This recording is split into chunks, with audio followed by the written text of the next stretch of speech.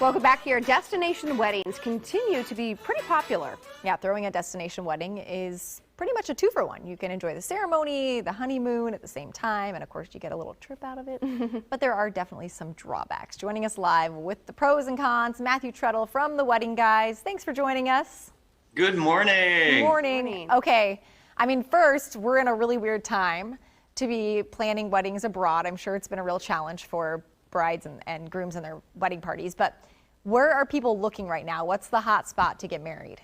So internationally, Mexico is super easy right now still, and a lot of the resorts are really set up to manage kind of all the COVID protocol pieces and the testing and all of that, which has been really great. They really jumped online really quickly.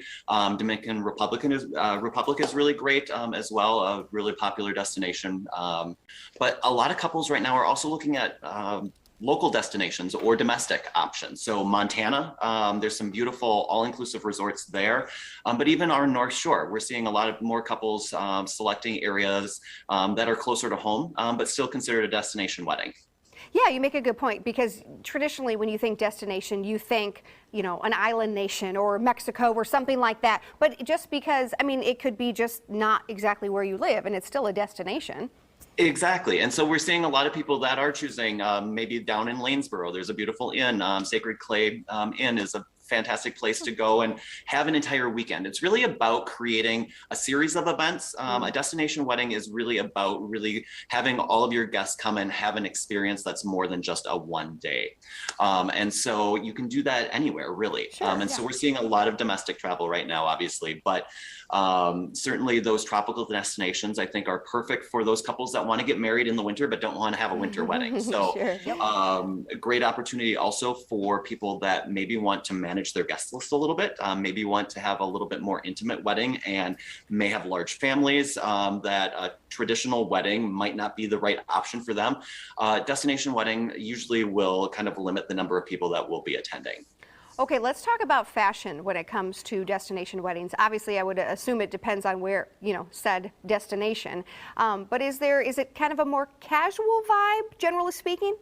It definitely is. We have some photos that we shared from designer Patricia Benaldi. She has an amazing line called Patbo. And she's come out with these collections that are really great for destination weddings. Things that still have a little essence of bridal, but maybe a little bit more fun, certainly things that work well for the beach and other really fun destinations. I think the other piece too with the fashion is the fact that kind of the boho look is really in right now, and that really translates into a destination wedding really easily. Okay, those dresses are really cool. And I wasn't expecting those with the sleeves and whatnot, but yeah, I like those. Yeah, something different, right? For sure. Okay, let's talk about legal considerations. What should people be thinking about if they're planning this destination wedding? So my biggest advice is definitely hire and work with a travel agent because they can walk you in and out all of the details because there are a lot of logistics. Some countries you have to take a blood test to get married in the country. Certainly with COVID right now, I couldn't even imagine trying to plan a destination wedding without a travel agent. The other piece too is that the travel agents help all of your guests. So the last thing that you want as a couple is to be managing the travel logistics for 20 or 30 or 100. You know, destination weddings have become large again too. So we're seeing a lot of people that might have 100 guests. And can you imagine trying to navigate that? It's hard enough to have a wedding, but then also on top of all of the other details and concerns that guests would have. So definitely travel agents can also walk you through kind of all of the different guidelines and options, which is really great because with particularly international travel, there are just so many ins and outs of planning a destination wedding. Yeah, I can't even imagine. Cost, generally speaking, are destination weddings more or less than, you know, your typical in your town wedding? So it really depends on what you're doing. Certainly a bespoke destination wedding can be more than a wedding here because you have to factor in the travel pieces. But in a lot of cases, on average, destination weddings are actually less expensive than a traditional wedding at home.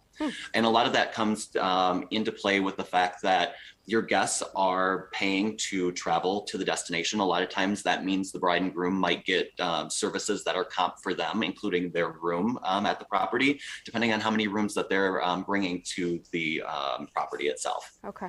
That would be really cool. So who should consider doing a destination wedding? Who is it? Maybe So not I for? think it's really a kind of a personal preference. I think people that have lots of friends and family that like to travel, great option for them. I think people that want to maybe have a more curated guest list and don't, kind of have the obligation of, would probably have the obligation of having a really large wedding at home.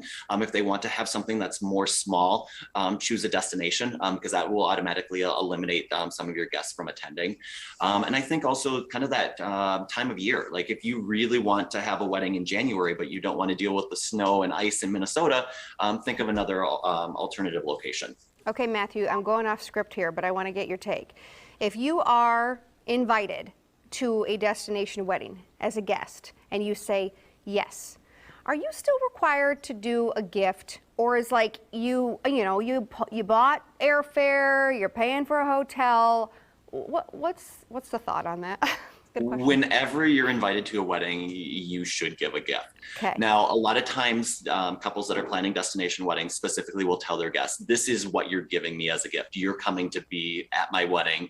And that's pretty common for people to do. And if they do that, a nice card, a note of thanks for being invited, or doing something a little special for the couple while they're on location, sending them a bottle of wine or champagne to their room would be really fun. Sure. That's a great idea. Good All right. ideas. Okay, thank you so much. We appreciate you joining us this morning. We hope You're to see you back welcome. here in studio next time, okay?